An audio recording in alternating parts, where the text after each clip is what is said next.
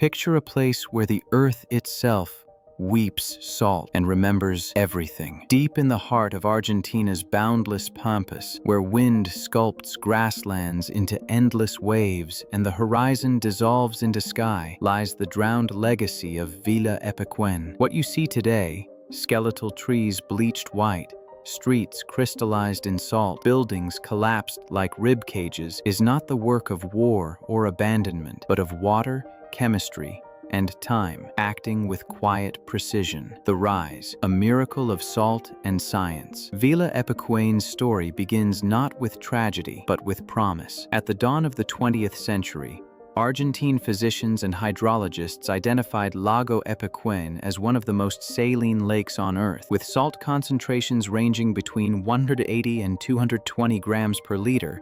It rivaled, and at times surpassed, the Dead Sea, whose salinity averages around 340 g but fluctuates.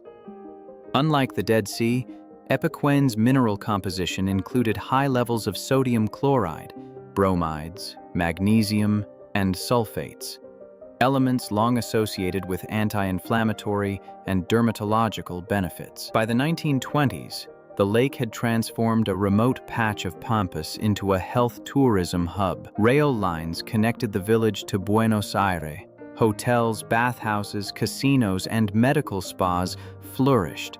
Doctors prescribed immersion therapies for arthritis, psoriasis, respiratory conditions, and post-polio rehabilitation. Floating effortlessly in the dense brine became both treatment and spectacle. At its peak between the 1960s and early 1980s, Villa Epecuen hosted up to 5,000 seasonal visitors, an extraordinary number for a town of 1,500 permanent residents. It was not glamorous like Mar del Plata, but it was curative, communal, and deeply rooted in Argentina's middle-class leisure culture. The lake that gives, and takes geographically, Lago Epecuén is an endorheic basin, a closed lake with no natural outflow. Its water balance depends entirely on rainfall, evaporation, and inflow from surrounding lowland streams.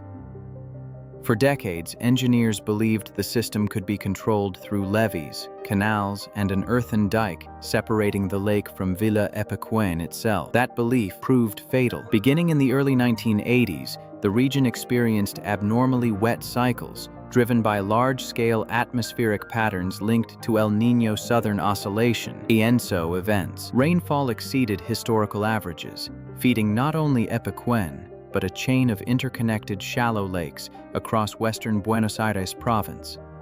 Water levels rose steadily, placing immense pressure on aging infrastructure that had never been designed for such extremes. November 6, 1985, the breach. On that day, strong winds combined with abrupt atmospheric pressure shifts generated a seiche, a powerful standing wave, inside the lake.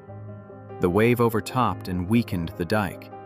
Within hours, the barrier failed. The flood did not arrive as a dramatic wall of water. It arrived slowly, inexorably, advancing centimeter by centimeter. Residents evacuated with suitcases and furniture, convinced they would return in weeks. They never did. By 1993, Villa Epecuén lay under 10 meters of hypersaline water. Salt infiltrated concrete, corroded steel, collapsed roofs, and dissolved mortar. Trees died standing. Vehicles rusted into unrecognizable forms. What the water did not crush, chemistry finished. The town remained submerged for nearly a quarter of a century. The return of the ruins nature, however, is cyclical. From the early 2000s onward, rainfall declined. Evaporation reclaimed the basin. By 2009, the waters receded enough to expose the town once more. What emerged was not a preserved ruin, but something more haunting, a calcified city coated in salt crystals, centimeters thick. Streets glittered white. Street signs stood frozen mid-sentence. Churches, hotels, and schools collapsed inward like emptied shells. The lake had not erased Villa Epecuén. It had fossilized. But one figure remained. Pablo Novak, the last resident. Born in 1930, Pablo Novak returned to Villa Epecuén after the waters withdrew. becoming its sole permanent inhabitant. Walking among the ruins with a bicycle and radio, Novak became a living witness, tending graves, guiding visitors, and reminding the world that this was once a place of laughter, healing, and life. His presence transformed the ruins from spectacle into memory, a lesson written in salt today.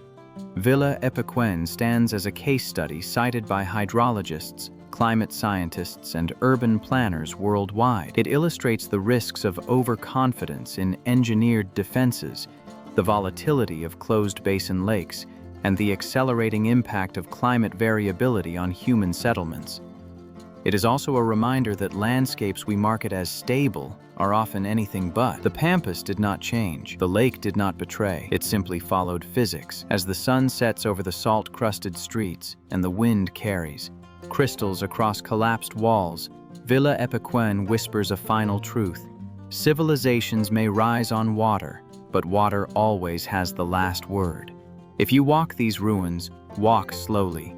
Listen carefully. The earth is still speaking.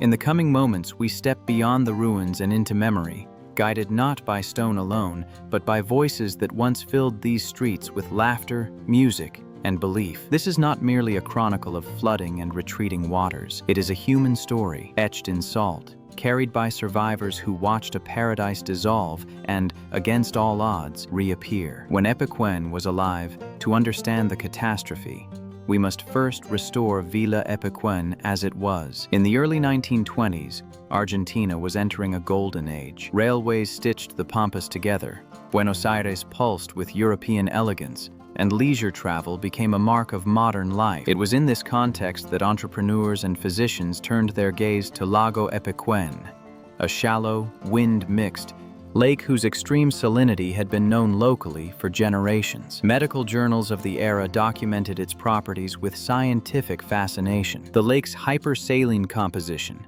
dominated by sodium chloride but enriched with bromine, magnesium, calcium, and sulfates, created buoyancy so intense that bathers could float effortlessly, reducing joint stress and easing muscular pain. Dermatologists reported improvements in psoriasis, eczema, and chronic dermatitis. Rheumatologists noted relief in arthritis and post-traumatic injuries. The water's osmotic pressure, combined with mineral absorption through the skin, mirrored therapies used in Europe's most famous spa towns. Epecuen was marketed not as luxury, but as healing. By the 1930s, the town had a formal urban plan, tree-lined boulevards laid out in a grid, a railway station linking directly to Buenos Aires, public bathhouses, sanatoriums, and private clinics, hotels rising in tiers along the lakeshore. By the 1970s, Villa Epecuen had matured into Argentina's undisputed spa capital. The Gran Hotel Epecuen, with nearly 300 rooms, dominated the skyline. Dance halls echoed with tango and folklore. Cafes spilled onto sidewalks. Children learned to swim not by stroking, but by floating. Former residents recall a rhythm shaped by seasons. Summers brought crowds and music. Winters brought calm. Mist rising from warm saline waters at dawn. The lake was omnipresent, but trusted, controlled, familiar, the slow approach of disaster. Survivors speak not of panic, but of disbelief. Rainfall increased steadily in the late 1970s and early 1980s, part of a broader hydrological shift affecting the Salado River basin and the chain of shallow lakes feeding Epecuen. Engineers raised embankments incrementally, reinforcing the dike that separated town from lake. Each intervention created a false sense of mastery. There was water everywhere, one former hotel manager recalled decades later. But we had walls. We believed in walls. What made the disaster uniquely cruel was its pace. After the breach in November 1985, the water did not destroy. It advanced, day after day, week after week. Furniture was moved, then abandoned. Businesses closed temporarily, then permanently. Elderly residents waited for the waters to stop, convinced it was cyclical, reversible. By the time evacuation orders became absolute, the lake had already claimed the ground floors. Lives suspended. For those forced to leave, loss came in layers. Homes were not destroyed. They were submerged, preserved beneath corrosive water like artifacts in a hostile museum. Cemeteries vanished. Photo albums dissolved. Streets disappeared under a surface that reflected the sky with mocking calm. Psychologists studying displaced Epecuen residents later documented long-term trauma linked not to sudden violence, but to prolonged uncertainty. The anguish of watching a town drown slowly, knowing exactly where everything was and being unable to reach it. For nearly 25 years, Villa Epecuen existed only in memory. The return. When the waters finally receded in the late 2000s, survivors returned, not to rebuild, but to confront. What they found defied imagination. Salt had crystallized into thick, jagged layers. Trees stood petrified, barkless and white.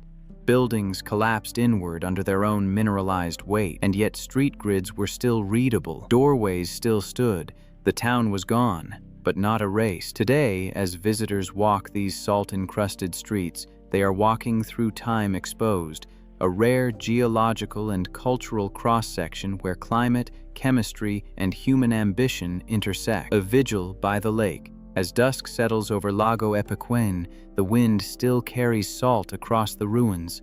The lake glows pink and silver under the Pampas sky. Survivors who return speak softly here, not to mourn, but to remember who they were. Villa Epecuen does not ask for pity, it offers perspective. It reminds us that resilience is not always rebuilding higher walls, but learning when to listen, when to retreat, and how to endure without forgetting. This is Villa Epecuen, a saga of faith in healing waters, a warning written in salt, and a testament to the human spirit still standing, even when the ground itself disappears. The Pampas wind carries their whispers, and if you stand still long enough, you will hear them.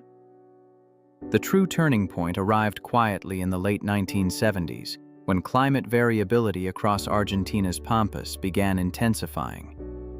Above-average rainfall, part of a broader humid cycle affecting the Salado River basin, caused Lago Epecuén and its feeder lakes to swell year after year. Between 1975 and 1985, annual precipitation in the region exceeded historical averages by more than 30%, overwhelming infrastructure never designed for such extremes.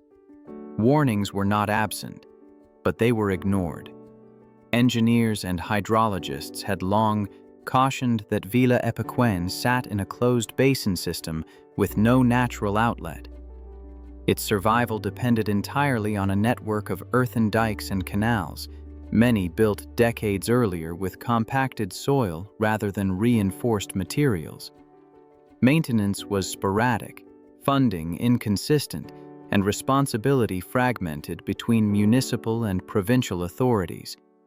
A nearby regulating dam, meant to control overflow from interconnected lakes, had already begun to weaken under sustained pressure. Then came November 6, 1985. A powerful storm system swept across Buenos Aires province, combining intense winds exceeding 100 kilometers per hour with abrupt atmospheric pressure shifts. These conditions triggered a seiche inside Lago Epecuén, a rare but devastating standing wave phenomenon in enclosed bodies of water. The lake surged violently, overtopping the dike in multiple sections. Once breached, the damage was irreversible. What followed was not a sudden catastrophe, but a slow, merciless advance. Saltwater infiltrated homes centimeter by centimeter, streets turned into canals, residents elevated furniture, then abandoned it. Evacuations unfolded over days, not minutes, deepening the psychological toll. Families locked doors they would never reopen. By 1986, the town was largely deserted, but the water kept rising. For the next 8 years, Lago Epecuén continued its conquest. By 1993, depths reached nearly 10 meters, completely submerging Villa Epecuén beneath a dense, corrosive brine. Roofs collapsed, trees died standing. The town vanished from the surface, but not from memory. The human face of loss. Statistics explain the flood. Survivors explain the tragedy. No voice is more emblematic than that of Pablo Novak. Born in Villa Epecuén in the early 1930s and today, at 93 years old, its sole permanent resident. In interviews and documentaries, Pablo recalls a childhood shaped by the lake's strange magic, floating effortlessly in its mineral waters, helping in his family's grocery store, and watching summer trains arrive packed with visitors seeking healing. "The water was our life," he says simply. "It gave us everything." The night of the flood shattered that bond. As water spilled into the streets, Pablo helped neighbors evacuate, elderly couples, families with children, watching as houses disappeared one by one. He lost his home, his livelihood, and his entire community. Like everyone else, he left, but unlike most, he returned. When the waters receded decades later, Pablo came back to a bleached, skeletal landscape where salt-coated ruins marked where life once thrived. He rebuilt nothing grand, just a small shelter, a few animals, and a routine shaped by silence. Journalists often ask if he feels lonely. "I don't feel alone," he replies. "The memories keep me company." In Pablo Novak, Villa Epecuen still breathes. This is what gives the ruins their power. They are not abandoned. They are inhabited by remembrance. The town did not merely drown. It endured, resurfaced, and now stands as a living archive of climate vulnerability, governance failure, and human resilience. Villa Epecuén teaches us this. Nature does not need to rage to destroy. Sometimes, it only needs time. Other voices echo the same quiet devastation. Maria, just 5 years old when the waters came, remembers standing on a chair as the lake crept toward the windows, her parents rushing to gather what little they could carry. In later interviews, including those recorded by the BBC and Argentine public television, survivors describe the disaster not as a single moment, but as a prolonged unraveling. Days turned into weeks as saltwater invaded kitchens, schools, and churches. The lake's extreme salinity, rich in sodium chloride and sulfates, accelerated destruction, corroding metal, peeling paint, and killing vegetation within months. "It wasn't a flood that came and left," one former resident recalls. "It stayed. It watched us leave." Families scattered, many relocating to Carhuay, 7 kilometers away, or farther across Buenos Aires province. Businesses were lost entirely. Insurance was non-existent for such an event. Yet resilience followed displacement. Communities reformed. Memories were preserved through oral histories, family photographs, and personal archives now housed in regional museums and cultural centers. Annual commemorations keep the story alive, not as nostalgia, but as warning. The anatomy of a ghost town. From 2009 onward, Villa Epecuén began to re-emerge. A prolonged, dry phase, part of a broader climatic oscillation affecting central Argentina, reduced inflows into the lake. Evaporation rates, intensified by persistent winds and summer temperatures exceeding 35 degrees Celsius, began to outpace precipitation. While the Pampas average roughly 800 millimeters of rainfall annually, evaporation from hypersaline lakes can exceed 1,200 millimeters per year, accelerating exposure. Slowly, relentlessly, the water retreated. What surfaced was not decay, but preservation through salt. The hypersaline brine crystallized as it evaporated, encasing structures in thick, chalk-white mineral layers, some exceeding several centimeters. This salt acted both as destroyer and archivist, corroding concrete and steel, yet mummifying wood, furniture, and even tree trunks into brittle fossils. The result is a landscape often compared to Pompeii or Chernobyl, though shaped by chemistry rather than fire or radiation. Walking along the former main avenue, once alive with cafes, bathhouses, and grand hotels, Visitors now tread a corridor of collapsed roofs, twisted rebar, and skeletal walls. The Gran Hotel Epecuen, once a symbol of luxury, stands roofless, its staircases leading nowhere. The railway station, which once delivered thousands of visitors from Buenos Aires each summer, remains frozen mid-function, its platforms cracked and encrusted in salt. The public baths, where guests once floated effortlessly, are reduced to fractured basins filled with crystallized residue. Vegetation struggles to return. The soil, saturated with salt ions, is toxic to most plant life, leaving only sparse, halophytic species attempting recolonization. Dead trees still stand upright, their bark stripped away, resembling coral more than wood. Silence dominates, broken only by wind sweeping across ruins that refuse to disappear. Villa Epecuen today is not merely a curiosity or tourist attraction. It is an open-air archive of climate vulnerability, a case study in hydrology mismanagement, and a meditation on impermanence. The salt does not let the past erode quietly. It forces remembrance. And as the Pampas wind moves through these white ruins, it carries a lesson etched into every wall: what we build in defiance of nature may endure, but only as a reminder. What rises now from the salt is not resurrection, but remembrance shaped by resilience. In the years since the waters receded, renewal has arrived cautiously, guided by humility rather than ambition. Local authorities in Carhué, the town that became refuge for most of Villa Epecuen's displaced residents, designated the ruins a protected historical and cultural site in 2010. The intention was clear: preserve, not rebuild; interpret, not erase. Elevated walkways were installed to prevent erosion and structural collapse, allowing visitors to traverse the skeletal streets without disturbing the fragile salt crust that both preserves and imperils the remains. Informational panels now punctuate the landscape, blending hydrology, climate science, and personal testimony, transforming the town into an open-air classroom on environmental risk and memory.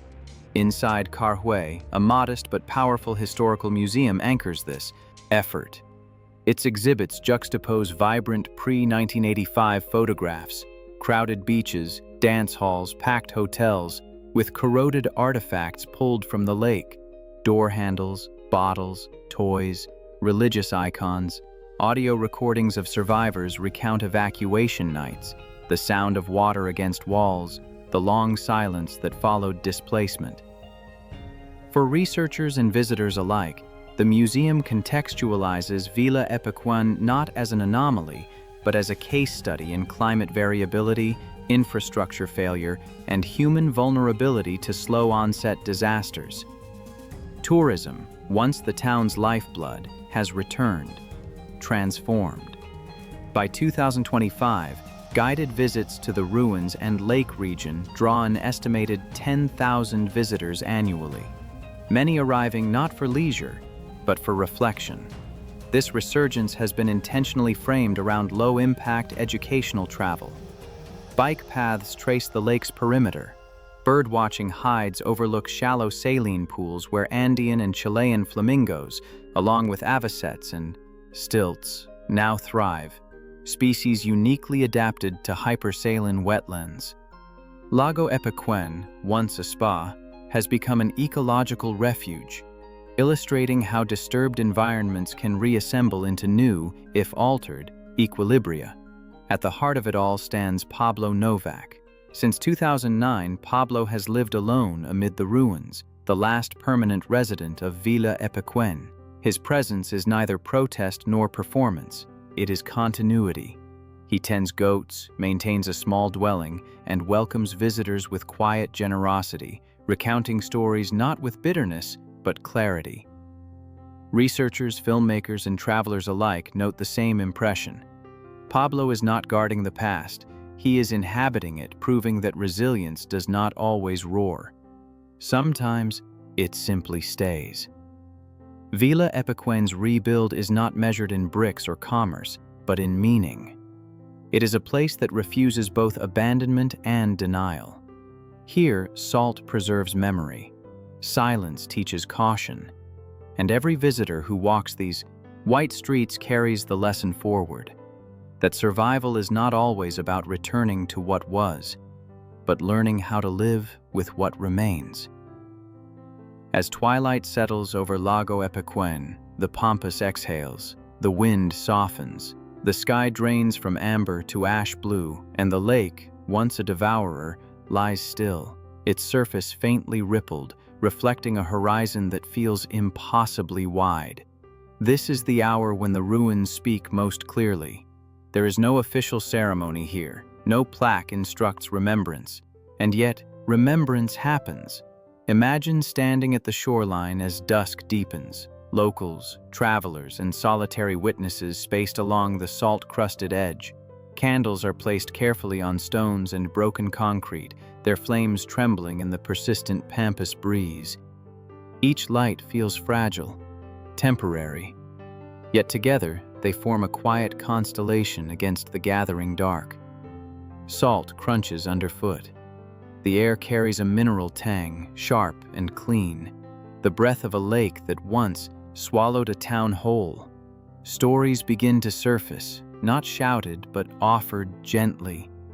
A former shopkeeper recalls the sound of water entering his home, inch by inch. A woman remembers her mother insisting they lock the door before fleeing, as if order itself could hold back the flood. These are not tales of spectacle. They are accounts of waiting, watching, and letting go, of endurance stretched across years rather than moments. And perhaps Pablo Novak stands among us, silhouetted against the fading light, not as a symbol constructed by others, but as a man who stayed. He speaks of loss without drama, of returning to streets without names, of learning that solitude is not emptiness when memory fills the space. His presence alone reframes the ruins, not as abandonment, but as continuity. Around us, Villa Epecuen remains frozen in a state between decay and preservation. Salt has halted time. Trees stand petrified in white crust. Doorways open to nothing. Walls crumble silently. Geologists explain that hypersaline environments inhibit biological decay, effectively mummifying landscapes. Yet standing here, science feels secondary to sensation. This place is not dead. It is paused. The Pampas offer their lessons slowly, as they always have. They teach impermanence, that prosperity, no matter how vibrant, rests on fragile balances of climate, infrastructure, and foresight. They teach memory, that places do not vanish when submerged, only when forgotten. And above all, they teach resilience, not the loud, triumphant kind, but the quiet resolve to remember, to remain, to rebuild meaning even when rebuilding walls is impossible. Villa Epecuen does not endure as a town. It endures as a warning etched in salt, as a testament to human tenacity, as proof that survival is not always measured in return, but in remembrance. As the final candle flickers and the wind carries its flame away, the lake absorbs the light without resistance. Night claims the ruins, and silence, deep, pampas silence, settles once more. Thank you for walking this haunting odyssey, for listening to what forgotten places still have to say. Subscribe for more journeys into the world's hidden histories. Until next time, let the winds of the Pampas carry your reflections.